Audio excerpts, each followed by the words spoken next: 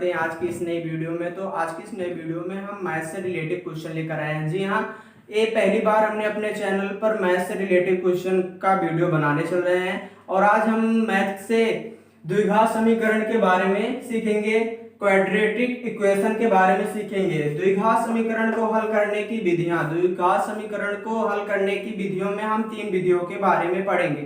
वैसे सबसे ज्यादा प्रॉब्लम जो होती है यहाँ पे, सबसे पहले गुणनखंड की बात करें तो गुणनखंड में भी लोगों को प्रॉब्लम होती है, लेकिन वही गुणनखंड में आ जाता है जब पूर्ण वर्ग बनाकर समीकरण को हल करना, तो वहां पर भी प्रॉब्लम होता है और सूत्रों का प्रयोग करके। लेकिन आज सभी प्रॉब्लम के या डाउट को क्लियर करने वाले हैं। जी हाँ, एकदम सरल मेथड से आपको हम बताने चल रहे हैं द्विघात समीकरण के बारे में। द्विघात समीकरण के बारे में पहले जानते हैं द्विघात समीकरण को हल करने की विधियां कौन सी है। द्विघात समीकरण को हल करने की विधियां गुणनखंड विधि है, पूर्ण वर्ग बनाकर है, सूत्र का प्रयोग करके। और इसके पहले जानते हैं द्विघात समीकरण कहते किसे है। ये वीडियो केवल कक्षा 10 के लिए नहीं अपितु सभी छात्र छात्राओं के लिए उपयोगी है, इसलिए वीडियो को लास्ट तक जरूर देखें। जैसे कि हमने यहाँ पे पहले से ही एक बहुपद ले लिया है और इसमें जानते हैं कैसे द्विघात समीकरण का पहचान कैसे करते हैं। सबसे पहले ही बात तो हम इस समीकरण या बहुपद को देखते हैं। तो यहाँ पे 9x² - 3x - 2 यहाँ पे आपको मिलेगा, लेकिन यहाँ पे हमको क्या करना है, यहाँ पे एक मिलेगा आपको 9x है ना, बहुपद यानी किसी भी संख्या का पावर।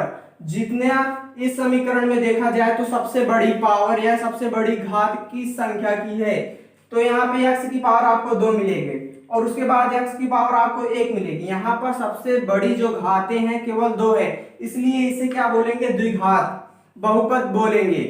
अब जानते हैं, पहले इस पे चलते, पहले टॉपिक गुणनखंड विधि पर चलते हैं। तो अब करते हैं इसे इरेज और आते हैं गुणनखंड विधि को सॉल्व करते हैं, कैसे किया जाता है गुणनखंड विधि को सॉल्व। गुणनखंड विधि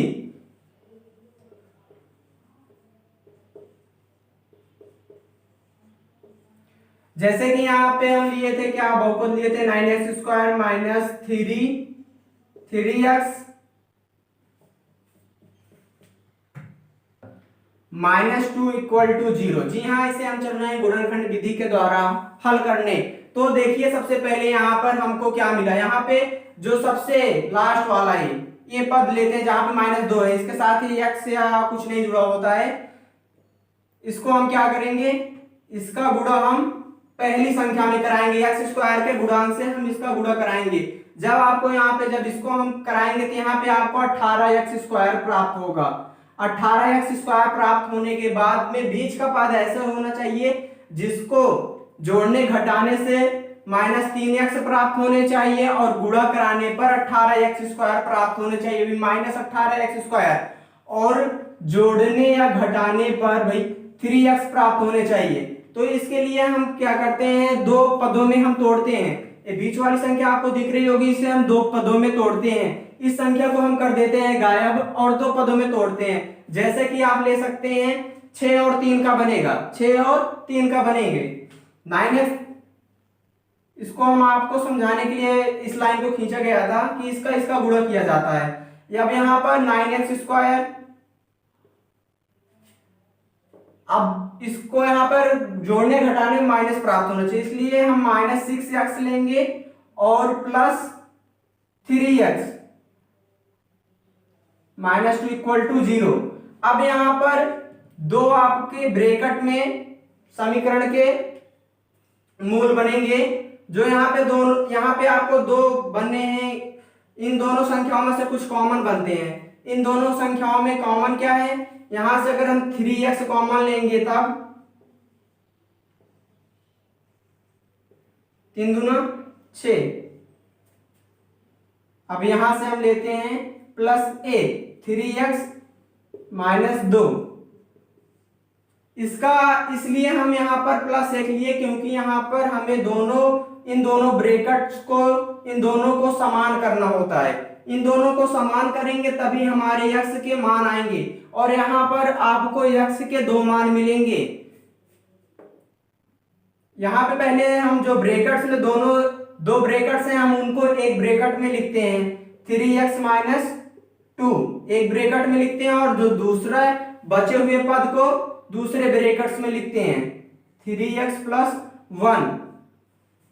अब ये पहला पद मान लीजिए, ये दूसरे पद में x का मान निकालने पर पहले पद से हम चलेंगे तो पहले पद में लिख देंगे 3x minus 2 equal to 0। 3x minus 2 equal to 0 पे तुलना इसलिए करा रहे हैं क्योंकि हमको यहाँ पे आप 0 से तुलना ना कराइए, 0 से तुलना हम यहाँ पर करते हैं 3x माइनस 2 इक्वल टू 0, क्योंकि यहाँ पे हमको x का मान लाना है। यश की गणना करने चलेंगे तब ये माइनस है, माइनस को पश्चांतर करेंगे तब प्लस 2 हो जाएगा, और x बराबर यहाँ पर 2/3। ये पहला मान मिला।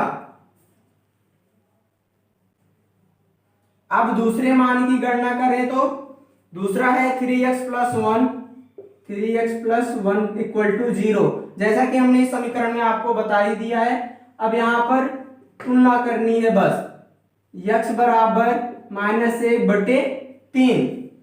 ऐसे हम इस गुणनखंड विधि को आसानी तरीके से सॉल्व कर सकते हैं। अब इसके बाद चलते हैं पूर्ण वर्ग विधि पर। पूर्ण वर्ग विधि को कैसे सॉल्व करते हैं उसका भी 3-4 टॉपिक हैं, उसको आपको याद करना होगा।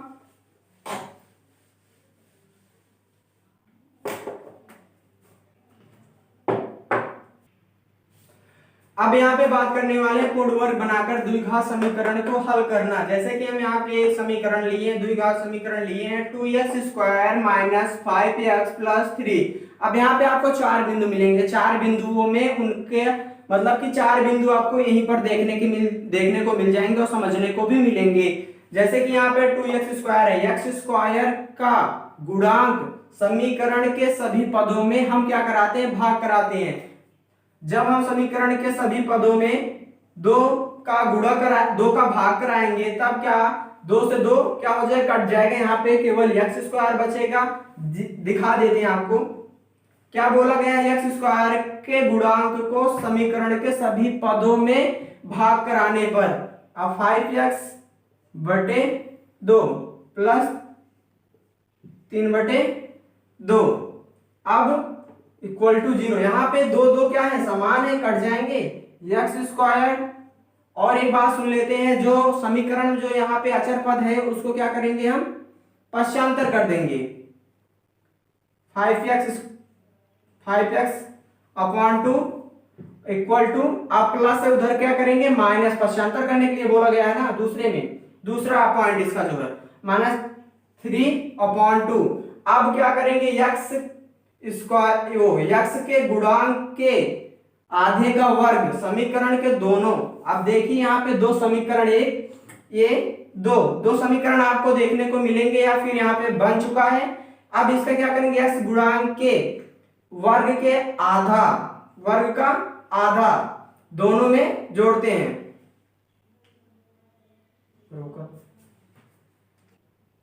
समीकरण 1 और 2 में देखेंगे x के गुणांक के आधे का वर्ग। जब x के गुणांक के आधे का वर्ग समीकरण 1 और समीकरण में 2 में जब जोड़ेंगे तो यहाँ पे पहली बात तो आपको यहाँ पे शॉर्टली समझना होगा, एक छोटे रूप में समझना होगा कि x के गुणांक का आधा कितना होगा। x गुणांक यहाँ पे -5/2 है, x का गुणांक 5/2 है, 5/2 ही लेते हैं x का, क्योंकि हमको क्या करना, जोड़ना है वहां पे 5/2। तो अब कह रहा है 5/2 का भी आधे का वर्ग जोड़ना है, तो 5/2। अब इसके हर को 1 बना लेते हैं। बाय पद और मध्य पद आपने पढ़ा होगा, बाय पद यानी ऊपर का गुणा, मध्य का गुणा, 5 एकम 5, 2 दूना 4, 5/4 बनेगा, यानी कि 5/4 का वर्ग, 5/4 का वर्ग समीकरण 1 और समीकरण 2 में जोड़ना पड़ेगा।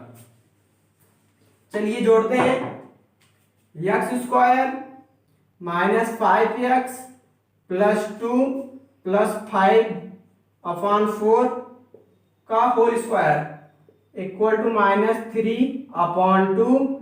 अब क्या करना, जोड़ना है ना, प्लस 5/4 का स्क्वायर।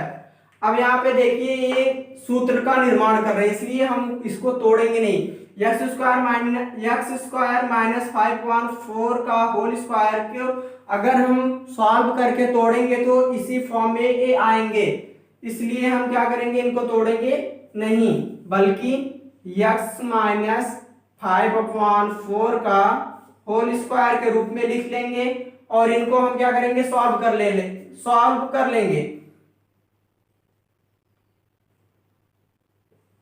-3/2 प्लस 50/25 बटे 4 चौक 16,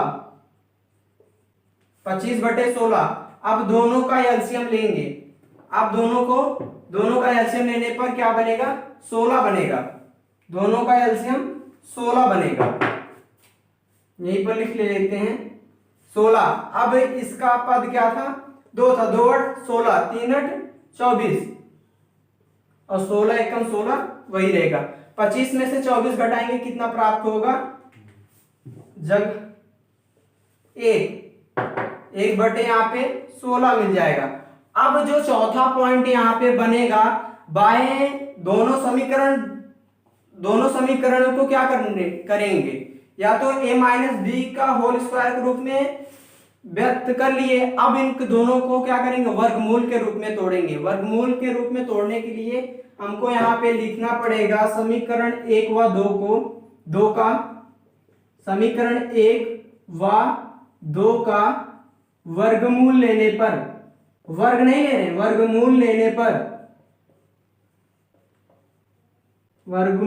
लेने पर अब यहाँ पे आपको x - 5/4 का होल स्क्वायर और यहीं पे हम क्या लेंगे, वर्गमूल, और बटे 16 का वर्गमूल लेंगे।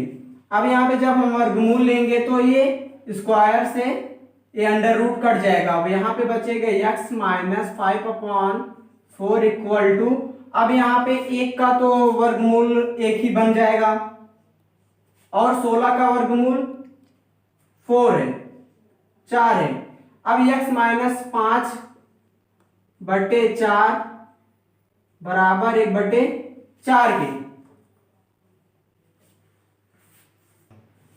अब यहां पर x बराबर लेंगे तो पक्षांतर करेंगे, माइनस उधर जाएगा, 5/4 प्लस 1/4। अब यहाँ पे हम क्या करते हैं, इधर वाले को हम मिटा देते हैं, क्योंकि ये सवालें होती जो बहुत बड़ी जाती हैं, बहुत बड़ी सवालें हो जाती हैं, इसलिए इधर के हम सवालों को मिटा देते हैं। यहाँ पे आपको x बराबर 5/4 प्लस 1/4 देखने को मिलेगा। अगर आपको सवाल में अगर प्रॉब्लम हो रही होगी, वीडियो को पीछे करके पॉज करके देख लेना। x बराबर 5/4 प्लस 1/4। यहाँ पे हम लिखेंगे प्रथम, पहली बार प्लस लेने पर या धनात्मक लेने पर यानी कि इनके बीच में क्या लेंगे, हम प्लस लेंगे। x बराबर जो होगा 5/4 प्लस 1/4, तब x बराबर 5/4 प्लस, दोनों का एलसीएम कितना होगा, 4 होगा, दोनों का एलसीएम 4 होगा, तब 5 प्लस 1 6/4, 6/4 दोनों कटेंगे, किससे कटेंगे, 2 से, 2 तिहाई 6, 2 दूना 4। अब यहाँ पे एक मान 3/2 आया। यहाँ पे पहली बार हम प्लस लिए, अब इसके बाद हम क्या करेंगे, यहीं पे लिखेंगे कि माइनस, इधर का पार्ट इरेज कर दे रहे हैं। अब यहीं पे लिखेंगे माइनस लेने पर, अब यहां पर 1/4 के स्थान पर हम माइनस लेने वाले हैं, क्योंकि x बराबर 5/4 माइनस 1/4, x बराबर 5/4 यानी कि दोनों का एलसीएम 4 ही बनेगा। 5 में से 1 गए, कुछ इस रूप में आपको देखने को मिलेगा। 5 में से 1, ओ सॉरी माफ कीजिएगा, यहाँ पे 1 है, 5 में से 1 गए 4, 4/4। यहाँ पे x का मान क्या होगा, 1/1, या फिर लिख सकते हैं x बराबर 1। यहाँ पे आपको x के दो मान मिल रहे हैं, एक पहला मान मिल रहा है x का मान 3/2 और दूसरा मान मिल रहा है x बराबर 1। ये वीडियो बड़ी हो जा रही, इसलिए हम सूत्र के प्रयोग का जो है वो अगले वीडियो में हो सके तो करेंगे। इस वीडियो को आपको देखने के लिए बहुत बहुत धन्यवाद। Please like and subscribe our YouTube channel.